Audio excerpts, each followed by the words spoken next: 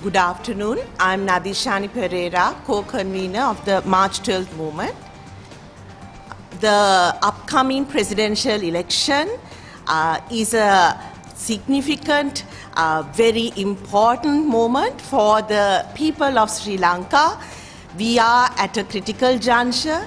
The decisions that our rulers, our leaders are going to take with regard to our country will determine whether we can come out of the economic bankruptcy that we face, whether we can restore a dignified life to the people of Sri Lanka, whether we can actually address the problems that are in the country. So it is very critical that citizens make this decision about who their next president is going to be, considering all the relevant right criteria. So March 12th movement for clean politics is a collective that we have formed, a collective of civil society organizations and civil society actors and active civic conscious citizens.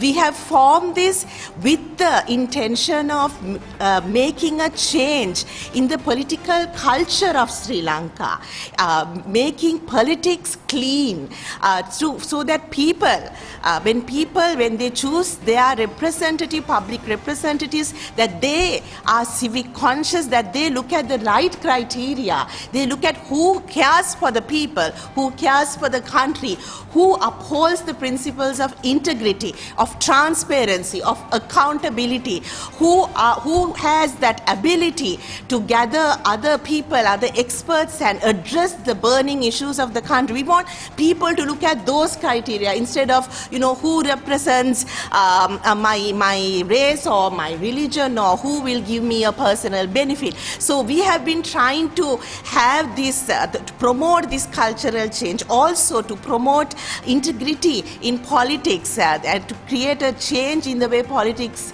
is done in Sri Lanka. So therefore, in 2019, targeting the presidential election, we convened the country's first ever presidential debate, where we brought all the candidates to one platform to answer some of these critical questions that are in the hearts and minds of people, to give information to the people so that they can make an informed decision. And we have, with the intention of doing the same thing in an even better manner at the upcoming election on the 21st of September, we announced that we are going to organize the presidential debate for 2024.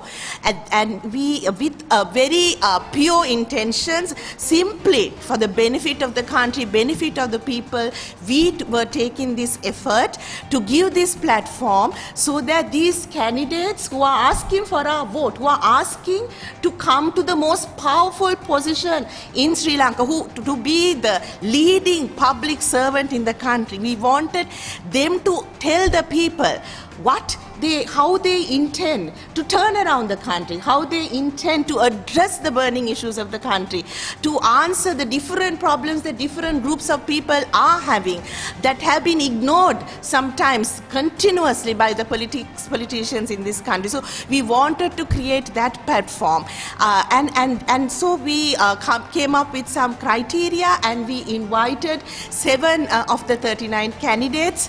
However, and we were in the process of organizing the debate. We set the date for the 7th of September. It would be held at the BMICH, but it would be visible to all citizens because of the live telecast that you will see through all the TV channels.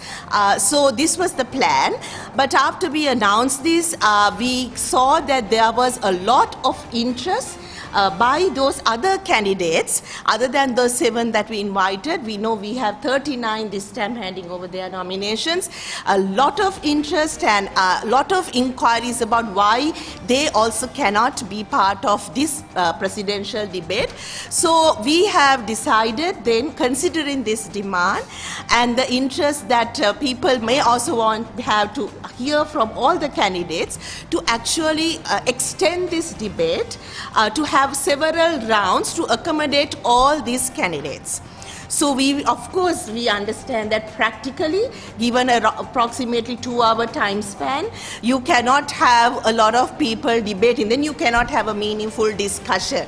So therefore, we will have several iterations of the debate, and at this moment, from today, we, through all our social media platforms, we are giving an invitation to all the candidates, an open invitation.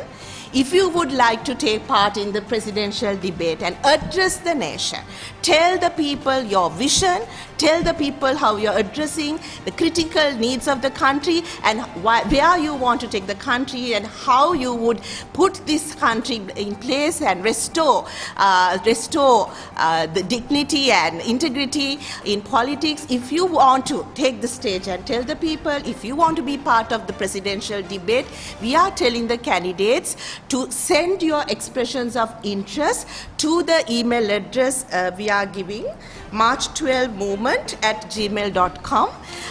You can, and we ask you to kindly send us your expressions of interest via email before noon on the 23rd of August, so that, because we need to do preparations, we need to, so therefore it's important to finalize the number of candidates who are interested to debate. So kindly send us your expressions of interest by noon to this given email address. We will within the day, through all our social media platforms, publicize this, and this is the invitation. So basically, for the people at this juncture, we think it's really important that you participate in deciding what questions to ask from these candidates. So we are opening again an avenue for you to give us those questions, those discussion points that you want us to have with the candidates.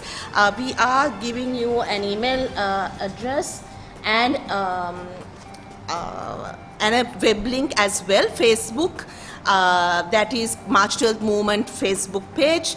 Then there's an email address, again march12movement@gmail.com, and there is a Google form that you need to fill in so that you can submit your questions. If you would like to send your questions via post, we also have an address at the Institute for Democratic Reforms and Electoral Studies, 15/22, Chandra Withasingamawatha, 3rd lane, Nawala Koswatha Road, Rajagiriya.